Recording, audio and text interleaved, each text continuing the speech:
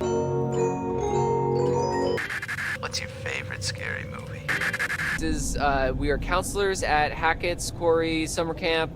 There is a swarm of bears. I'm your boyfriend now, Nancy. No! Glenn!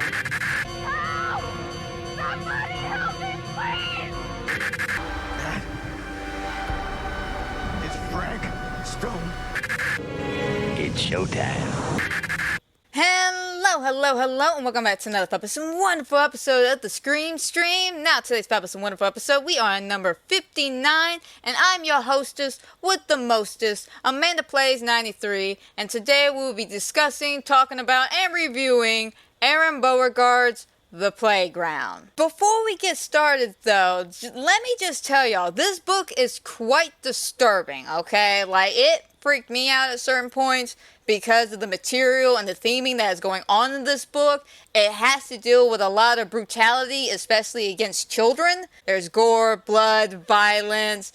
It's just very disgusting at certain points, especially when we deal with Geraldine and some of her flashback moments. There's also some incest moments as well. So this book, this podcast in general, may not be for everybody. So just a heads up about that. With that warning and this other warning, which is spoiler alerts for everything about this book, because this is a book that needs to be discussed. Let's actually talk about the Playground book itself. So what is this book about? Well, it's about an eccentric rich woman named Geraldine. She's roughly about in her 60s or 70s. And she has this facade going on that she works for this charity, that she works on playgrounds that are very sophisticated and like very high-end quality.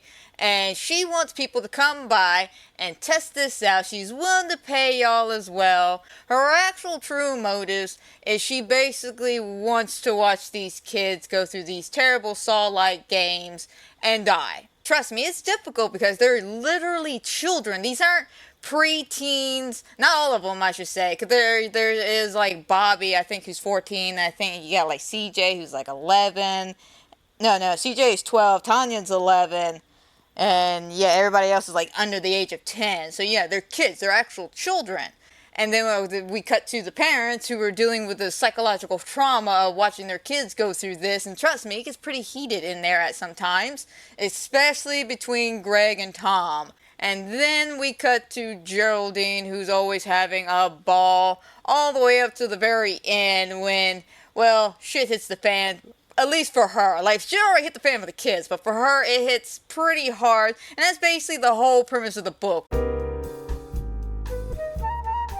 Be careful when reading this book because some things will take you aback, especially when you find out there's pictures involved in this book. When I mean pictures, I mean actual hand-drawing pictures. Like, it's neat, it's cool, but when you're reading the description of what's going on in the book and then you flip the page to that picture, it can be like, because there was a moment for me. There was a moment, we'll get there when we get there. When we meet all these characters, of course we meet them throughout a couple different chapters, but something I noticed was the weather. Like, he didn't go into too much detail, like, look at the raindrops piddle upon the ground. No, nothing like that. He did make a mention about the time and what the weather was like. So I thought it was interesting to a degree because it kind of correlated with the parent or the character in question when they were brought up. Like, case in point, when you meet Caroline, Donnie, and Rock for the first time, it's rainy, it's dreary, it's dark, it's depressing.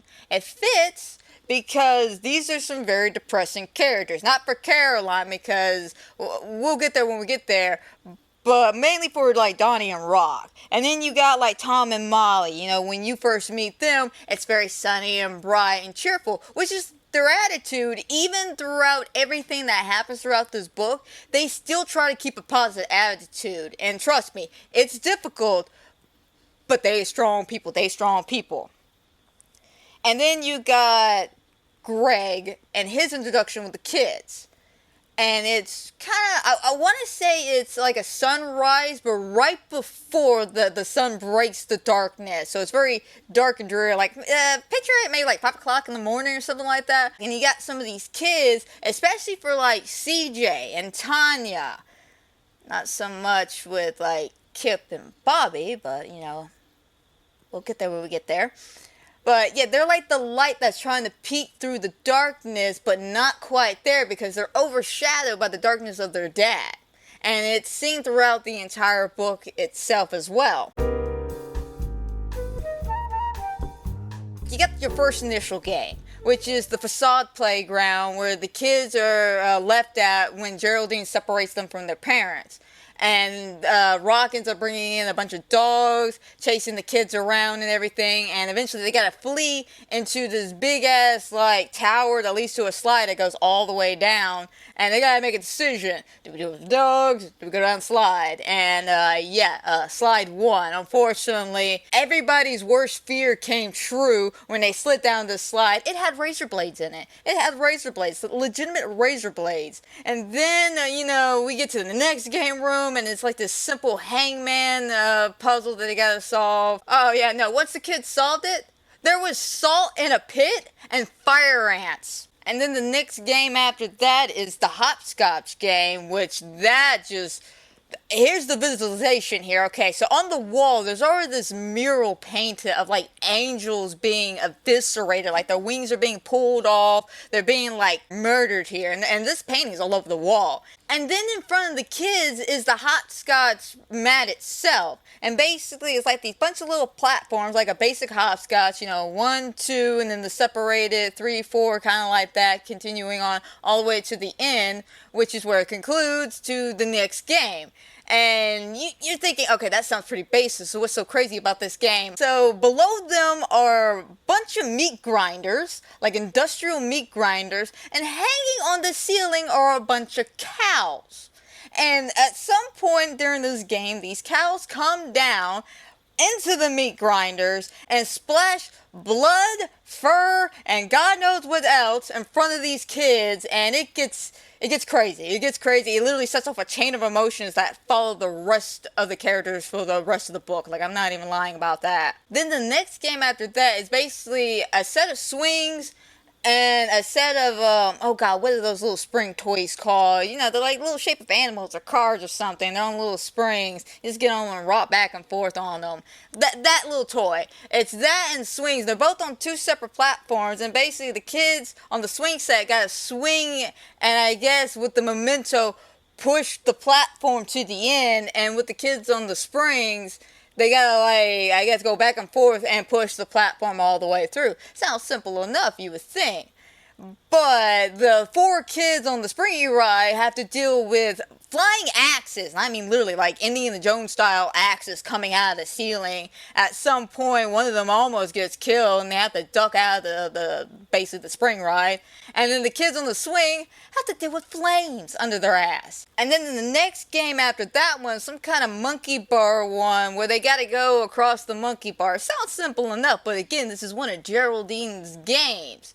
So the monkey bars are greased, and below them, my worst freaking fear, I'm not even gonna lie, below them is nothing but snakes and broken bottles, and I swear to God, the description during this scene sent shivers down my spine because of the detailed description of what the sounds of the snakes were doing. Then we have the next game, and oh my God, the next game is so simple. But the next game is the reason why I wanted to read this book. So basically, it's a really tall slide. And throughout the slide are these saw blades that are coming up and down, up and down. The kids got to time it perfectly so they can slide down and not get eviscerated. And let's just say, that gets crazy. Following that crazy game, we then had this simple merry-go-round game where the kids gotta hang on, but the plot twist is, underneath the merry-go-round is a vat of acid. I'm not even joking, a vat of chemical acid. Then the next game is the seesaw game. They're on the seesaw, right? And there's these hooks in their back underneath their armpits, and they gotta basically teeter-totter back and forth to get 10 points. Sounds easy enough, except above them is a fan blade going about like 1,000,000 miles an hour, so easily able to decapitate your ass. And you gotta get really, really close to get that point count. And below them is basically more fires of hell. And then the last game that, I'm going to be honest, we don't get to see this one be played out, but we do get to see it. And it's this climbing rope game where basically they just got to climb the rope, ring the bell. But the thing is, next to them are these, I guess, columns with spikes poking in and out of it repeatedly. And yeah, I'm sure that would have been a fun game for any of the kids that made it to this point. But yeah, those are all the games. They were interesting and fun. I do like the creative twist on a lot of these nostalgic filled games, especially some of these I played as a kid, you know, like hopscotch. So let's actually start with the Grimley family. We'll start with the kids, because unfortunately, out of the 3 kids for the Grimleys, one of them's the only one that really gets like the spotlight on him compared to the other 2. Now don't get me wrong, there is a moment with Sadie, and we'll get there when we get there, but you know, with Sam, unfortunately, she's got really nothing to the story. Like, she's there, she's nice, you know, she's natural, typical kid at her age. I do believe she's 9. And, you know, she's a bit of a troublemaker. Not like an evil troublemaker, you know. Apparently the mastermind is Sadie. But her and Sadie, they're like joined at the hips, almost like twin sisters. But, you know, age difference and all that. Very cutesy stuff. Her unfortunate downfall is, once they get to where the hangman's at, she just freaks because, you know, she's looking at this, and in front of her is this dummy just hanging there loosely by a noose in the middle of this room on a pedestal in this pitch black area. On Sam's right side, and basically on all the kids' right side, there's a neon sign that just says exit. So Sam, just being a kid, freaking the hell out, makes a beeline to the exit, saying, I can't deal with this anymore. And as she's running down the hallway, you hear like a click, or a pink, or something like that. Something click, and then an explosion. And for too many pages, for too many words, for too long of suffering, we have to basically read out how this poor girl, Sam, gets crushed to death. And it ain't that simple. Let me just say, it ends with Sadie crying, holding the detached arm of her sister. What? Oh God, it gets bad. It gets bad. Like, even that was one of those moments where after I read it, I need to take 5. Like, I need to take a day or 2 off, because I got that visual in my head, and it kind of made me sick a little bit, because I was just like, I don't want to think about that. And yeah, no, that made me sick. But yeah, unfortunately, we lose Sam pretty early just like that. Then we have Sadie. Now, Sadie makes it through a good portion of the book, but throughout this entire book, unfortunately, all the way up to her sad demise, and we'll get there and talk about it when we get to another character, but Sadie, unfortunately, really doesn't do too much of anything except cry a lot. And I can get it, man. I mean, again, this is what I just said about her holding, you know, the detached arm. She's freaking out. And again, you gotta remember, Sadie's like 7. So yeah, she really doesn't contribute all that much. You know, the older kids have got to kind of pull her around and encourage her to continue on throughout the game. And it's just sad to see her kind of shrivel up and just kind of ball up into a little ball and just cry. But that's how a lot of kids would handle a situation like this, especially at 7. Like, I'm surprised she made it with all the encouragement that the older kids were giving her. Like, I give her kudos. She made it, but she froze at the wrong time. But I get it, man. I get it. Like, I would have froze there, too. Like, she froze to the point that she peed herself. She peed herself. And then there was actually drool. Like, they actually described that she froze, peed herself, and then drool was coming down because she was so freaked out. She was just so freaked out. But, yeah, no. Poor Sadie. Like, hashtag justice for Sadie. That's all I gotta say. Now, Isaac. I love Isaac now. He is the eldest of the Grimley siblings. He's 10 years old. He's smart as a whistle. And he wears glasses. He's basically the nerdy stereotype. And unfortunately, because of the nerdy stereotype, he's also bullied by Bobby, by Kip, And let me add Greg. Greg's got a few choice words, but Isaac tries to keep his distance from them the best he can. Now, the one he does get along with is CJ. Him and CJ actually click, and CJ actually saves his life during the initial start of the game. So when the dogs come out, one of them makes like a beeline to poor Isaac and latches onto his arm, and CJ, he grabs the dog and does a Leon suplex on it and kills it. CJ came in clutch as hell and saved Isaac's life. Unfortunately, that does not last in the world of the playground, because Isaac unfortunately meets his demise during the merry-go-round section. That just leaves us with the parents, Tom and Molly. And I'm gonna be honest, there's really not much to them. It's what they do throughout the story with Rock that's the most important. They're straight up in some kind of movie theater that Geraldine takes them to. Traps the parents with a collar around the neck so they can't get out. So throughout most of the book, they're like stuck to these chairs just like screaming at each other. But yeah, other than that, they really don't do anything too crazy in the story. I just want to know by the end of all of this, how are they going to explain this to the police, because they do survive, they do make it to the end of the book. And yeah, I just want to know how they're going to explain that one to the police. But yeah, that's the entire Grimley family. They're a lovely family, very, very nice. Not really too overly complicated when it comes to the characters. There's some of the few characters that kind of stay pretty stagnant when it comes to character development. Again, Molly always comes off as a loving, warm mother, and you see that throughout the story. Even when her own kids don't make it, she's still like hoping that, hey, you know, we can help the other kids out. Like, we can still help the other kids out. You know, she's still that nice, warm person. And even Rock wishes Molly was his mom because of how warm and loving and caring she is. And Tom's a very supportive dad, you know. He's there for his kids. He really wants to do the best for his kids. And he's just a typical dad. You know, nothing too crazy about him, unlike some other dads in the world. Greg?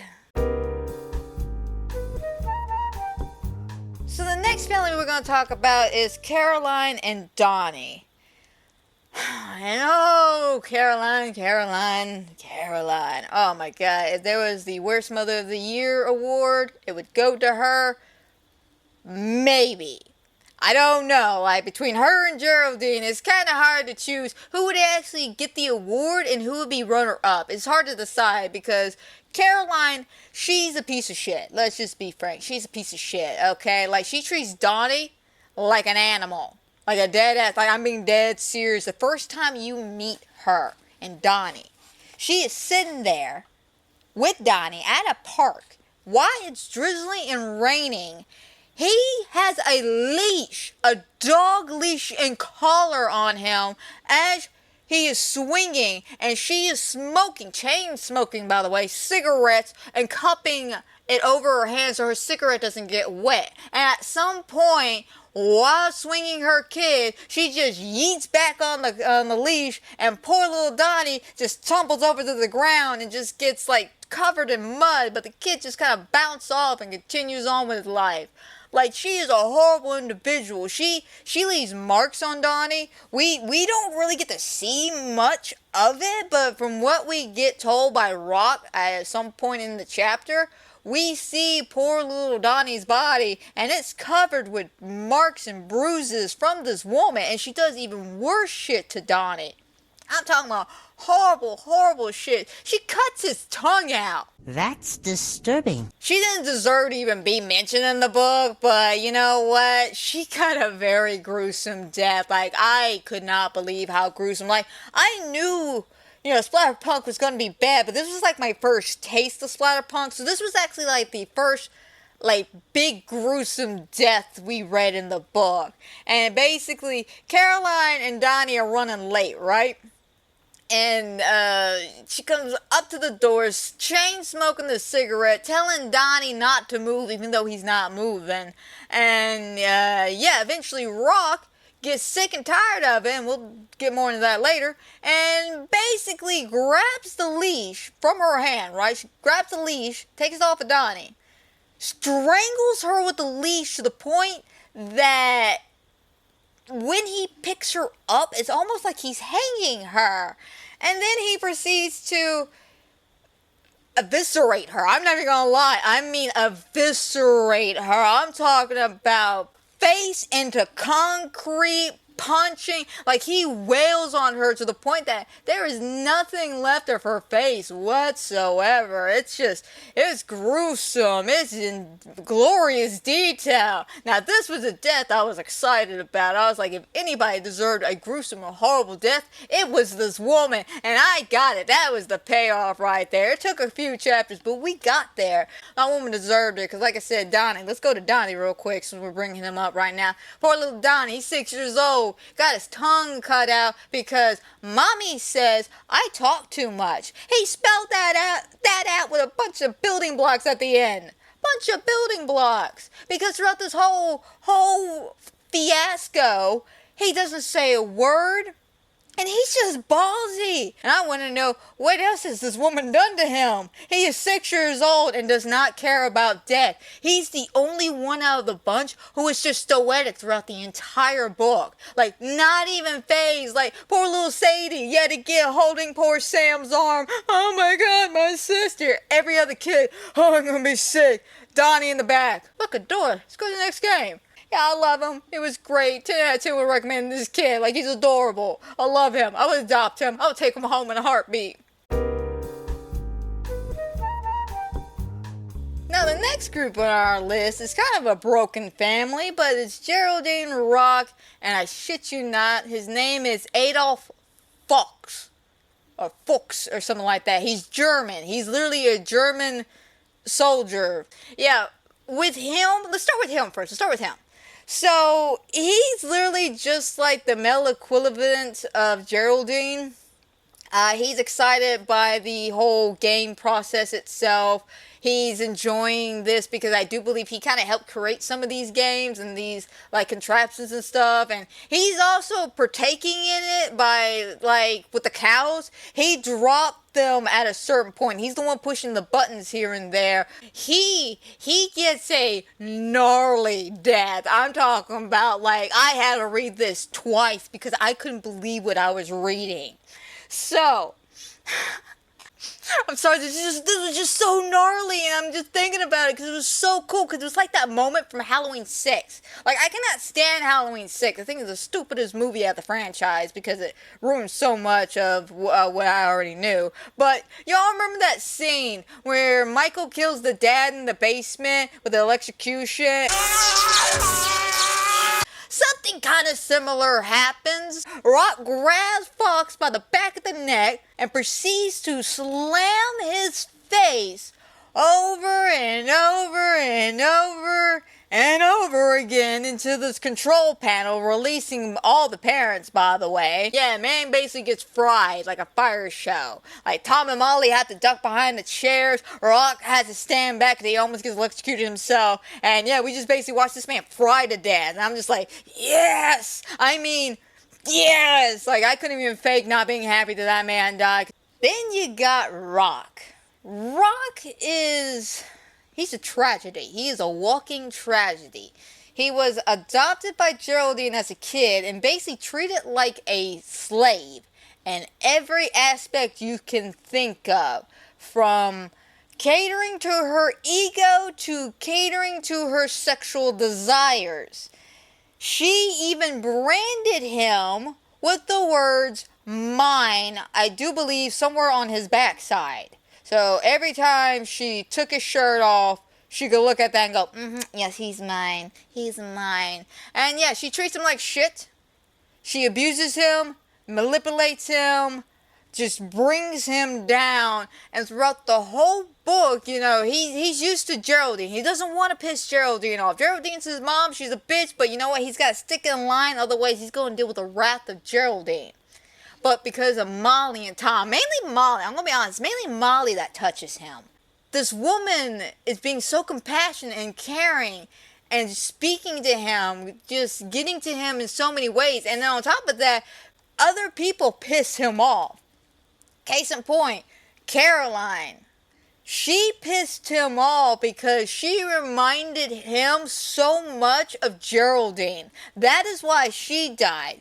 He saw Caroline, the way she bullied Donnie, the way she tugged on his leash even though he wasn't moving, telling him, stop moving, even though he wasn't. The way she tormented him at the park, it bothered him. You can even tell when the first time he comes into the frame and sees Caroline, he says how much he cannot stand that woman, and we feel that wrath, and we feel that same wrath when he finally gets the opportunity to get Geraldine, and I love it. I lived for it. I was just like the brutality of this was crazy, but I was in for it. And I will say his ending was very bittersweet. When Fox shot him, and of course during the scuffle with, Geraldine and so on and so forth, he got hurt a lot.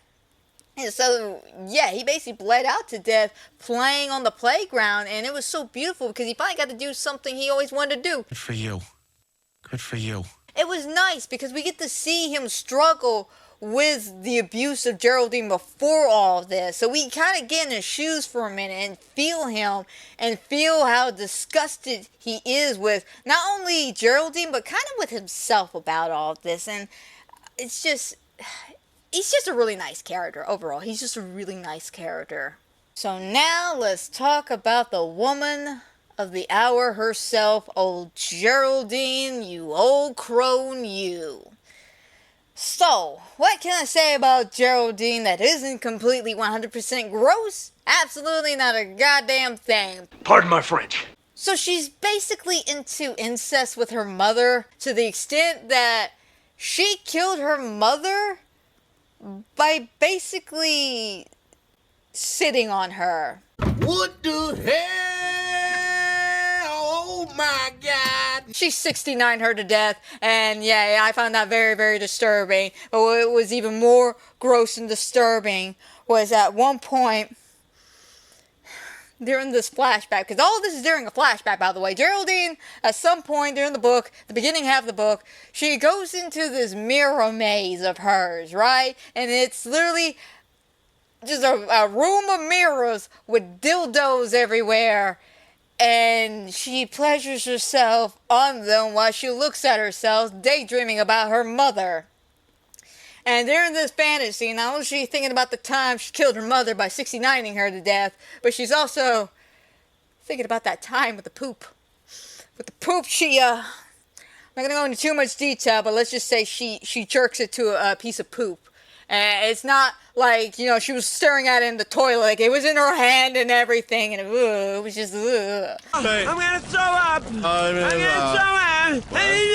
It kind of sets the tone of how mentally messed up Geraldine is, because there's a scene later on in the book that originally I was just like, is this too far?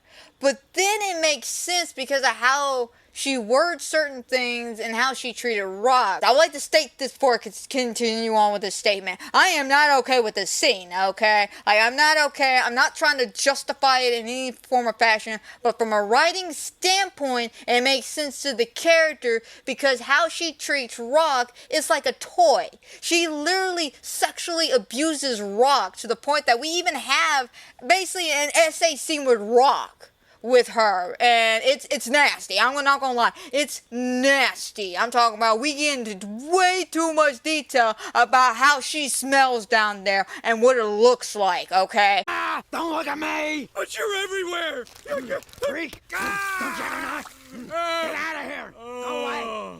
Thank God I'm blind. Keep that in mind though, when you read that scene, is that she's looking at Tanya more as a toy itself. She is a messed up individual, so she is looking at Tanya as a new play toy. She even calls her new play toy. Geraldine is a messed up individual who it literally looks at this whole opportunity as a shot to get her jollies off and to find a new play toy because Rock is boring her, because Rock is beneath her. He doesn't meet her status quo. He doesn't please her the way she wants to be pleased. She never really liked him to begin with, okay? She always wanted kids, but unfortunately she waited too long and she no longer could have kids. This is why she adopted, and she never really let him live that down, and that's what makes her just a horrible, horrible character. Everything about her is just a terrible, terrible thing. She's a horrible individual. So she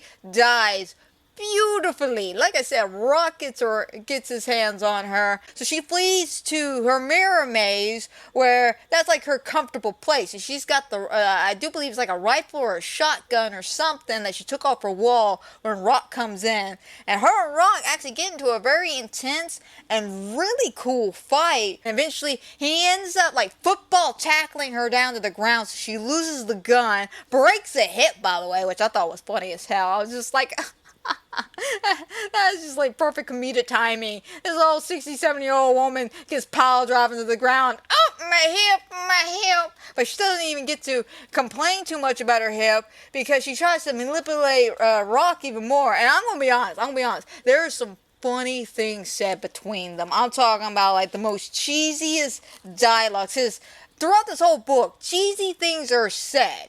Granted, disgusting things are said too, but there are some cheesy lines. When she tries to manipulate him during the initial fight, and she's like, but I'm your mother, Rock, I'm your mother. And he looks at her, and I shit you not, he says, and I'm a motherfucker, and just starts smashing her face into every single mirror he can find, plus the dildos. I'm not even gonna lie, he just keeps going and going. I'm talking about her face is just mangled beyond repair, but she's still alive. And he finds this little piece of broken glass that's like a perfect like triangle that's sitting up, and he positions her right above it, right? And basically drops her on it while she's alive. And she gets impaled, falls over, and dies basically looking at herself, which is the only thing in this entire world she loved most in life, was herself. She's a fun character, she's a messed up character, I absolutely love her, but she's not the most fucked up character out of them all. The one that actually receives that title is going to be Greg. I say Greg is the worst character, but you know, Bobby he's kind of up there for me. Like I can't lie about that. But we'll get there when we talk about them. Let's talk about Lacey first. So Lacey, she's not the worst mom in the world. She's actually there and she's willing to listen, especially like with Tanya.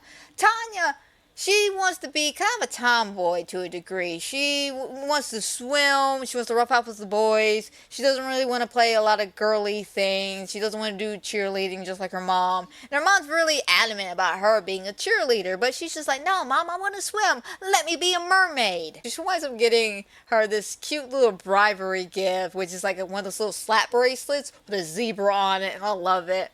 And Lacey loves it too. She adores that little slap bracelet. And unfortunately, that little slap bracelet, we all know, is her ultimate demise. So, if you don't know what I'm talking about, basically, Lacey, during the group up with the parents going into the theater, you know, everybody sits down. Geraldine's got her little show going on, right? And this whole little gimmick that she's trying to do is basically a little soft meditation. So she's just like, lean your head back and breathe in and breathe out. You know, don't worry about it. And she goes to hit that button. Unfortunately, Lacey playing with that stupid slap bracelet because she's enjoying the hell out of it. I think it ties up to the fact that she loves it because her daughter gave it to her. And it just entertains her because she's simple-minded. Like, I'm not saying she's a dumb blonde, but she's easily entertained, and that little slap bracelet is very entertaining to her. And unfortunately, when she slaps it and unslaps it, she ends up losing grip of it and goes to bend down and pick it up at the exact same time Geraldine hits that button, and that little metal collar just goes piercing straight into her neck and just kills her. So the funny part about that scene when Lacey dies, when she's with the snap bracelet, is Geraldine's whole reaction to this. So after the collars get stuck in her throat and Lacey's gargling for her life, Geraldine walks over to her, grabs the slap bracelet off the floor, dusts a little bit of the blood off, and then slaps her on the wrist with it and says, "Looks like you dropped this. There you go," and walks the hell off. Again, more of those cheesy one-liners I really love.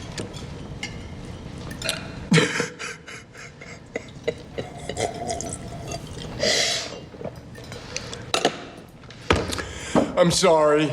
Point is, Lacey was a sweet woman. We didn't get to really know her too terribly much. I take her as a cheerleading trophy wife from high school.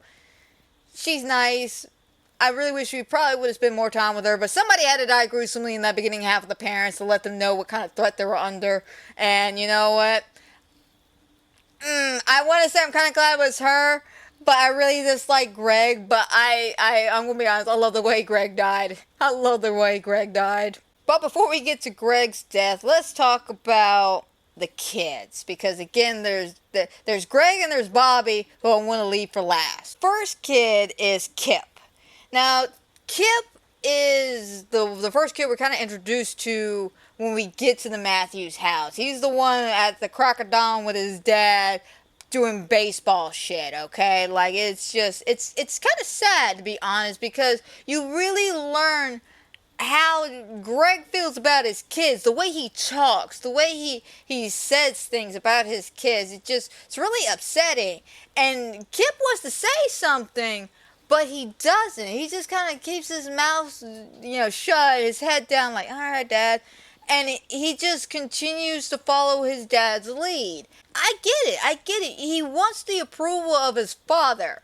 He always wants the approval. That seems to be a trend when it comes to Bobby and Kip. Not so much as Tanya and CJ, but Bobby and Kip definitely want their dad's approval. I'm not saying Bobby is disliked to an extent by Greg, but Greg has made it known in not so many words that Bobby is basically a disappointment. So don't be like Bobby. But Kip can't help but to be like Bobby to a degree because Bobby is his older brother. Kip, I do believe, it is 8 years old, so he's very, very impressionable. And Bobby, being the eldest, 14, he is basically idolized by Kip. And Kip kind of strives to be like him. There are some moments in the book, especially when we get to the start of the playground, and we meet up with Isaac. Bobby's bullying him, and Kip's just throwing in as well. I mean, hell, we even have a point where Kip and Bobby gang up on poor Isaac on the ropes and kind of torment him to the point that poor Isaac ends up falling, hitting his poor little nuts, and then falling onto the ground, and the boys are just laughing at him. And that is unfortunately his downfall, though. He strives way too much to be just like his brother, and he ends up tumbling to his death. So it all started with a hopscotch game. And basically, if you remember, little Donnie went first. He hopped across, was hopping right back, and then CJ went after him and basically stopped him from doing anything else stupid. As soon as that happened, the ceiling started coming down a little bit, so that now the kids got to make a move. Kip and the rest behind him kind of get sidelined because of the cow situation. So remember, the cows are hanging on the ceiling. And as the ceiling's coming down, the cages kind of open up, and the cows fall in.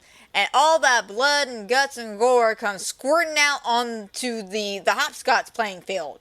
Now, Kip can't see what the hell's happening. Bobby can't see what the hell's happening. Isaac, on the other hand, he sees the blood because he puts two and two together. He's like, wait a minute. The cow goes here and then the blood squirts out here. Oh my God, I don't want to get hit with that. So he prepares himself and basically locks his shoulders up and jumps. He makes it. Kip, on the other hand, doesn't see it. So he gets a chop full of fur, guts, and blood just right in his face. And because of that and the force behind it, he ends up losing his balance and then falling into the meat grinder. And Bobby and everybody hears him die. Bobby stopped and paused, and because he paused, bits and pieces of Kip squirted on him. So he had chunks of his brother in gruesome detail land on him. But, it was cool, though. It was cool. But, yeah, that's how Kip dies. And do I feel bad? I want to feel bad. But I can't because he was an asshole. But you know what? He wasn't that bad of a kid. He really wasn't that bad of a kid. But you know what? Maybe if he didn't try to be like Bobby, maybe I would feel a little bit more remorseful about him passing. We then got Tanya. And Tanya, she's a beautiful soul. I'm going to be 100% honest. She's a beautiful soul. she's a real, like, she's a real trooper. Like, throughout this whole book, you know, she's very positive, upbeat. Even through the depths of hell herself, she's just keep pushing, just keep pushing. I'm surprised she's even functional, because not only does she have to deal with the trauma of watching her entire family basically get slaughtered in front of her, and other children get slaughtered in front of her, she has to deal with the game with her brother. And we'll get into the game when we get to CJ in a minute. But yeah, she ends up falling off the seesaw. And oh my god, this poor girl falls off the seesaw, right? And lands in the fire pit, but she's stuck there because the hook's in her back. So she can't really move, and she's on fire. And her, I'm gonna be honest, her face is a little messed up because she almost met the fan head first. So yeah, she's like melting in pain and throbbing. And God bless little Donnie. God bless that little trooper. I forgot to make a mention during Donnie's whole character thing. He makes it to the very end. He makes it to the very freaking end. And Donnie, that little trooper, grabs her and just like pulls her away from all this bullshit. I'm just like, go Donnie, go. Yes sirree, I love you Donnie. Like, I'm serious, I was rooting for this 6-year-old the entire time. I was rooting for this 6-year-old. But he pulls her all the way through. And basically, he's the one that carries her throughout the rest of the game till we get to the rope climbing one. And poor little Tanya, her body's just so messed up from the fall and the hooks and the burning. She's looking up at the bell and she's like, I don't think I got the strength to do this. And then little Donnie, that's when he pops up and he grabs little blocks, because there's been like these playground rules placed throughout all the games, and they're basically little childlike rhymes that explain the basic rules of the game. And for this one, for some reason, it's a pair of blocks instead of being like a chalkboard or on the wall or something like that. So Donnie grabs the little blocks, and that's how he spells out that he can do this. And Tanya's like, wait a minute. If you can understand us, why didn't you say anything? Mom said I talk too much. What do you mean Mom said? And then he opens up his mouth and you can see his tongue is just missing. So yeah, he's about to climb this dangerous rope, and that's when Rock jumps in and it's just like, enough. No more games, because Donnie was literally about to sacrifice his life just to save Tanya, because he even said that, you saved me, I save you. Poor Tanya at the end of all that. Because like I said, she gets to witness all this. And her development is pretty much the same. You know, she's still strong, level-headed, cares very much about her, her brothers. The only kind of development she has is the same development she has that CJ has. Is about the realization of how fucked up both their brother and father are. So now we're on to CJ. And CJ, he is what I call the failed hero. And the reason why I call him the failed hero is because everything he does from beginning to end is very heroic. Like, he is the superstar champion, the apple of his dad's eye. He could do no wrong. He is nice to Isaac when his brothers are mean. He's very nice to Tanya, and they have such a beautiful relationship. He's the one that saves Isaac's life from the dog, and he's the one to basically lead everybody throughout this whole game. And what's really sad about his character is that he's the most realistic of them all. And the reason why I say that, and this what ties into the failed hero. He's realistic because he was striving so hard to get his sister out. And they were on top of the world. They were winning down to the final freaking wire here. And what happens? His little body gave out. Went on the seesaw. He passed out, right? He passed out. And Tanya, she doesn't catch it till it's too late, basically. Because, unfortunately, on the seesaw, right underneath them where the fire's at, the seesaw's on a spring to give extra bounce. And because Tanya forcefully popped up and then had to adjust herself so she could miss the blade, the fan caught the top of the seat and pushed it down with such force that it just shot poor CJ up, who thankfully, I'm going to be honest, thankfully he was unconscious for all of this. He was just unconscious. Thank God for this. Thank God for small favors, huh?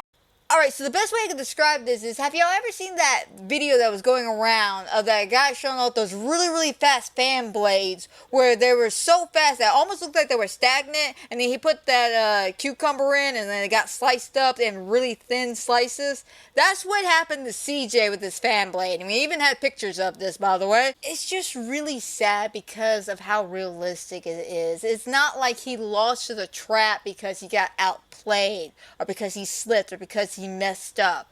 It was just simply his little body was just like, I can't do this anymore, and gave up, and he just passed out. And that is so realistic and so sad, and it got to me. Now we move on to Bobby. Now Bobby, he's a special kind of dick waffle. I'm gonna be 100% honest. It is really hard for a kid to wind up on my shit list, but when you do, you have pulled something off so incredibly offensive to me that I really wish death upon you. His whole thing is he likes esports, you know, he likes to skateboard and do his little tricks and stuff, and Greg don't care. Greg's just like, that's just stupid. Like, who would really do that? Why can't you be more into sports like your brother CJ? Why can't you be like CJ? But we do get to see him kind of change into a bit of a psychopath once he starts getting the praise of his dad. Bobby's still pretty mad about Kip dying. He and Greg, by the way, are blaming Isaac for the death of Kip. They said, both of them said to different people that clearly this was planned by Isaac to kill Kip. Yeah, that makes sense. So because of that animosity they're feeling towards Isaac, Greg takes it upon himself to start being a good father. You know, this is the moment he's like, I'm deciding to be a good father. So he pushes this button. Now, I didn't go into too much detail about this button.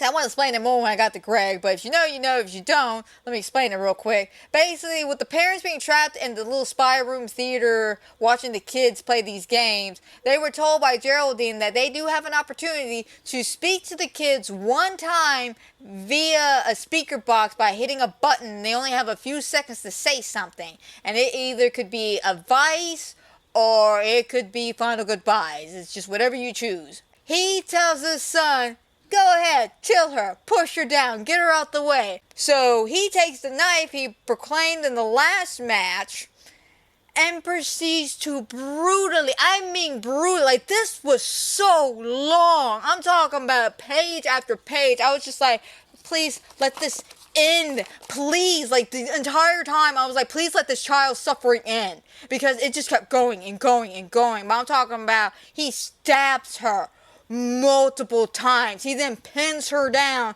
and continues to do it over and over again. And then, oh no, he ain't done yet. So then he puts her basically face down, gets on her back, puts the knife in her back behind her neck.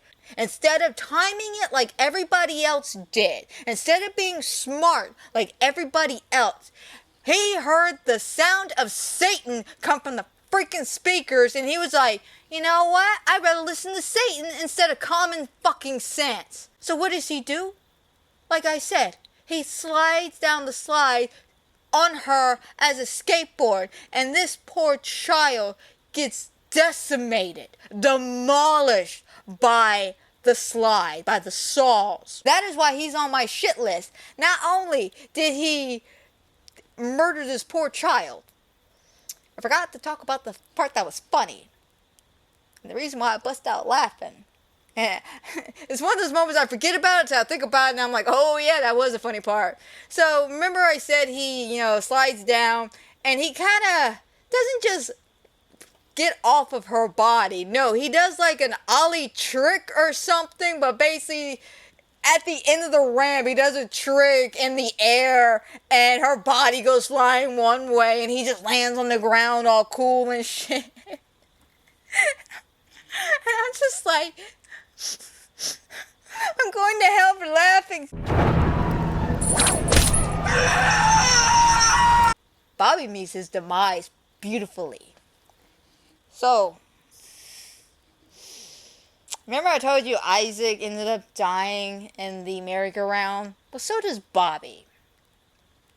And the reason why Bobby ends up going with Isaac is because during this whole intense moment before the games, Bobby's already made it clear that he doesn't care for Isaac, and he is basically planning on sending him first. If this wasn't a game that they all needed to play, he would have sent Isaac in there first just to get him to die. So he could be like, well, you know what, problem solved itself, I guess we can try it this way. And yeah, it became kind of apparent that he may not just stop at Isaac. Like, say this wasn't a group game and Isaac died. What would have happened if they got to the seesaw games and there wasn't CJ willing to volunteer? Is he willing to sacrifice his family? And that's something Isaac is like holding dear to his soul. So when they get to the merry-go-round, and Isaac unfortunately chose the worst spot on the merry-go-round. Everybody else kind of chose closer to the middle so they could brace themselves against the back. But yeah, they had to hold on. And yeah, unfortunately, because of the placement, you know, Isaac was about to fall. And Bobby is not going to save anybody.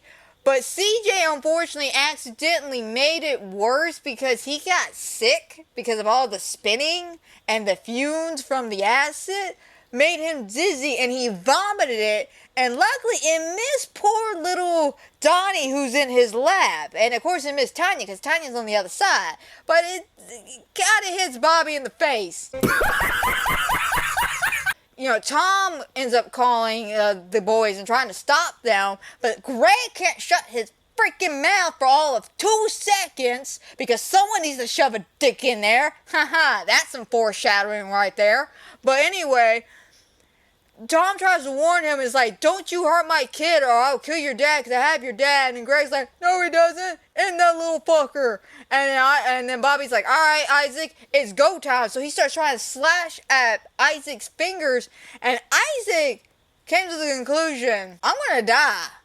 I'm gonna die. There is no way I'm making it. Like, there is no way. I can't, where I'm at, I can't get off the edge.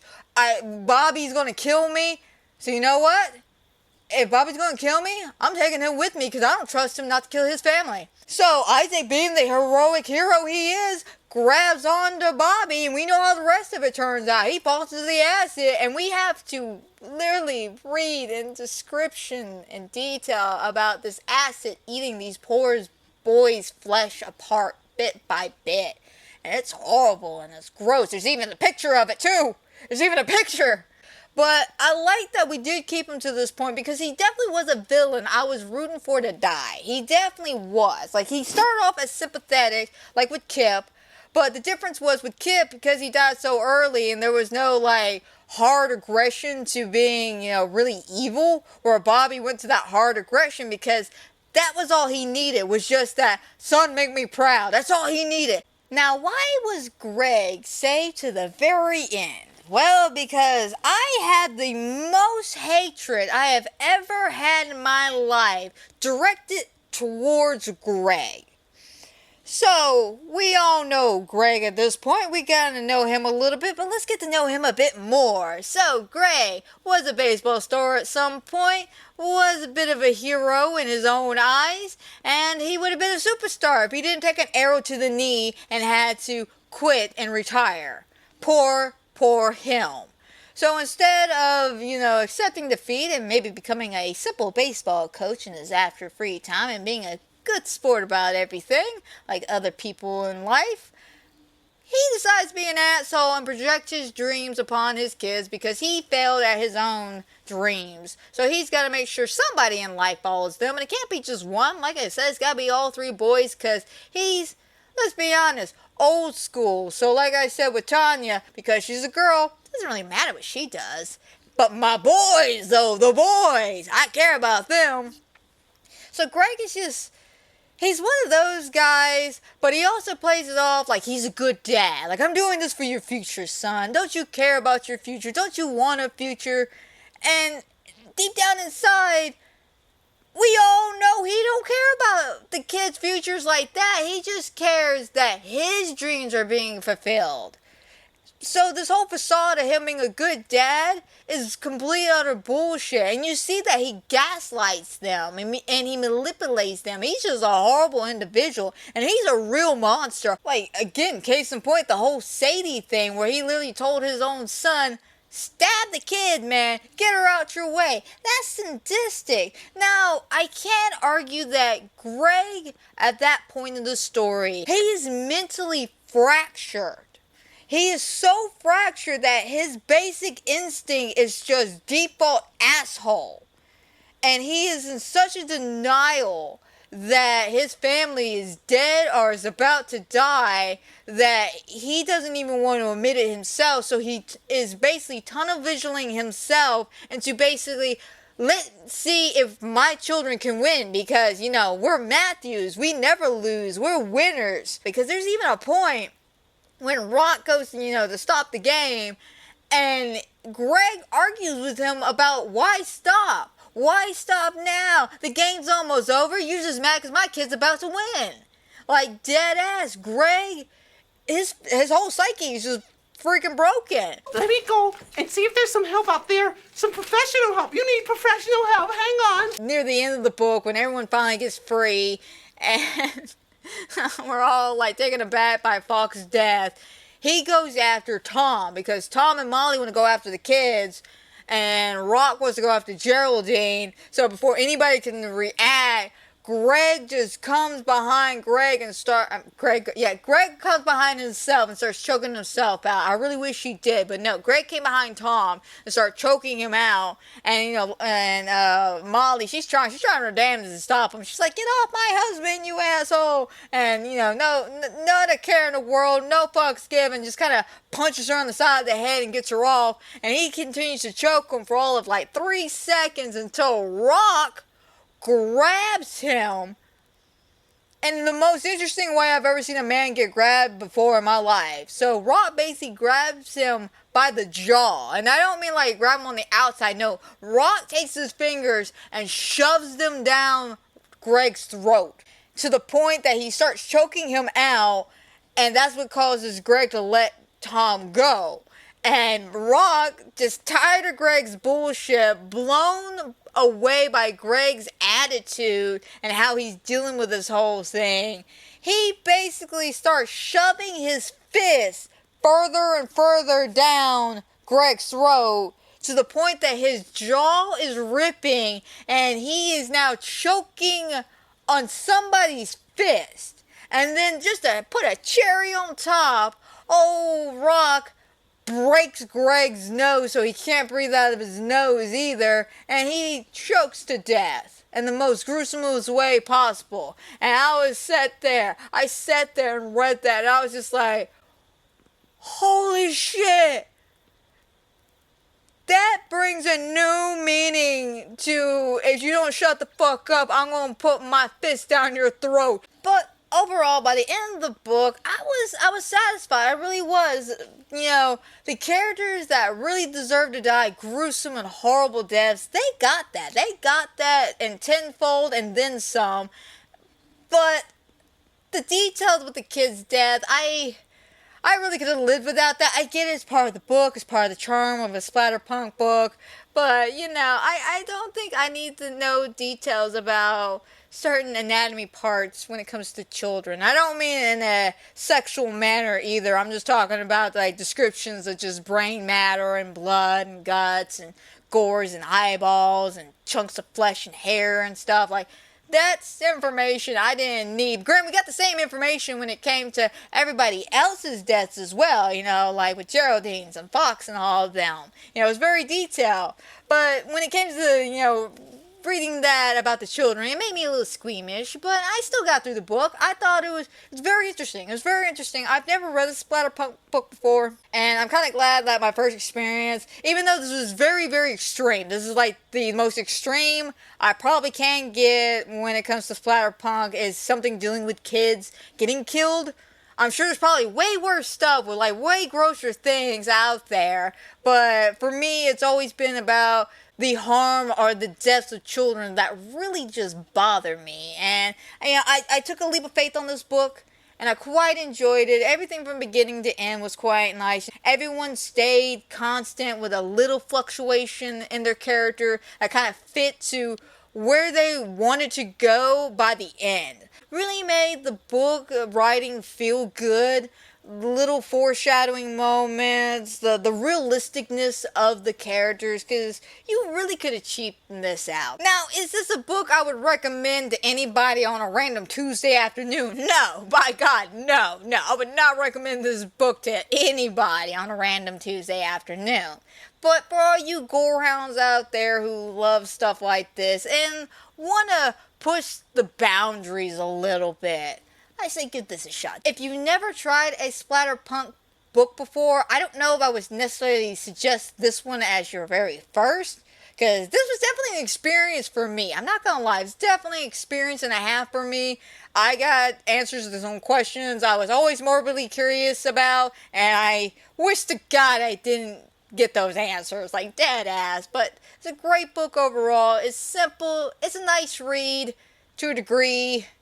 If, you can pass all the gross shit and everything. Aaron is just a fantastic writer when it comes to the characters themselves, or from what I gather from this one book. I can't really necessarily comment on all his writing, but from this one book I read, I thoroughly enjoyed it, even though it kind of disturbed me. It was fun, it was experience, and I do highly recommend, always give something new a try, especially in the horror world, because you never know what crazy coolness may pop up. Now, there's a lot in the book I didn't discuss, and I say if you are curious about it and you want to check it out, go ahead, take a gander at it. It's on Kindle, it's on Amazon, it's probably on eBay, and if you're that curious about it, go ahead and give it a shot. It was a fun book. I enjoyed it. I definitely suggest it. But why don't we go ahead and wrap this up here? I think I've done rambled on long enough. Y'all know the pre-usual drill and all that. And y'all have a wonderful and fantastic night. And I'll see y'all for the next episode of The Scream Stream.